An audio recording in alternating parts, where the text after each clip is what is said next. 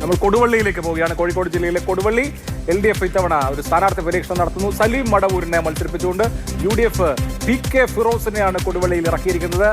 വിജയം അനിവാര്യമായ ഒരു മത്സരത്തിൽ NDA ഗിരി പാമ്പനാൽ മത്സരിക്കുന്നു. അങ്ങനെ വളരെ ശക്തമായ ഒരു മത്സരം നടക്കുന്ന കൊടുവള്ളി മണ്ഡലം മുസ്ലിം ലീഗിന്റെ സിറ്റിംഗ് സീറ്റാണ്. മുസ്ലിം ലീഗിന്റെ അനായാസം ജയിക്കാൻ കഴിയുന്ന മണ്ഡലങ്ങളിൽ ഒന്നായി അവർ വിലയിരുത്തുന്ന മണ്ഡലമാണ്. PK ഫിറോസ് കഴിഞ്ഞ തവണ താനൂരിൽ മത്സരിച്ച് വളരെ ചെറിയ മാർജിനിൽ പരാജയപ്പെട്ടു. അതുകൊണ്ട് PK ഫിറോസിന് പുതിയൊരു മണ്ഡലം നൽകിയിരിക്കുകയാണ് മുസ്ലിം ലീഗ് നേതൃത്വം. അത് കൊടുവള്ളിയിലാണ്. ഡോക്ടർ MK മുനീർ പ്രതിനിധീകരിച്ചിരുന്ന കൊടുവള്ളി മണ്ഡലം. കൊടുവള്ളിയിൽ വലിയ സർപ്രൈസ് ഉണ്ടെന്ന് എനിക്ക് തോന്നുന്നില്ല. അതുകൊണ്ട് നമുക്ക് പെട്ടെന്ന് ആ സ്കോർ ഒന്ന് നോക്കാം.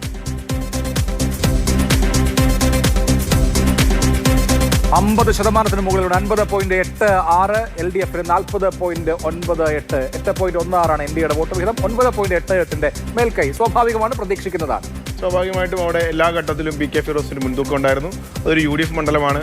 LDF ചില പരീക്ഷണങ്ങളൊക്കെ നടത്തി ജയിച്ചിട്ടുള്ളതല്ലാതെ അവിടെ UDFന് കോഴിക്കോട് ലോക്സഭ എടുത്താൽ ഏറ്റവും കൂടുതൽ ലീഡ് ചെയ്യുന്ന ആ ലോക്സഭയുടെ പരിധിയിൽ വരുന്ന അസംബ്ലി മണ്ഡലങ്ങളിൽ വലിയ ലീഡ് MK രാഘവന് കൊടുക്കുന്ന മണ്ഡലങ്ങളിലൊന്നാണ് കൊടുവള്ളി. മാത്രമല്ല അങ്ങനെ നടത്തിയ പരീക്ഷണത്തിൽ വിജയിച്ച കാരാട്ട് റസാഖ് കഴിഞ്ഞ ദിവസം തിരിച്ചു വരികയും ചെയ്തു. അപ്പോൾ കാരാട്ട് റസാഖിന്റെ സാന്നിധ്യം ഇപ്പോൾ ഫിറോസിനെ നിയമസഭയിൽ എത്തിക്കുക എന്നുള്ള ലീഗിന്റെ തീരുമാനം തന്നെയാണ്. സീറ്റ് കൊടുക്കുക എന്നുള്ളത് തന്നെയാണ് കൊടുവള്ളിയിൽ UDFന് വലിയ സാധ്യതയുണ്ട്. ക്ലിയർ എഡ്ജ് UDF എന്നുള്ളതാണ് കൊടുവള്ളിയുടെ കഥ.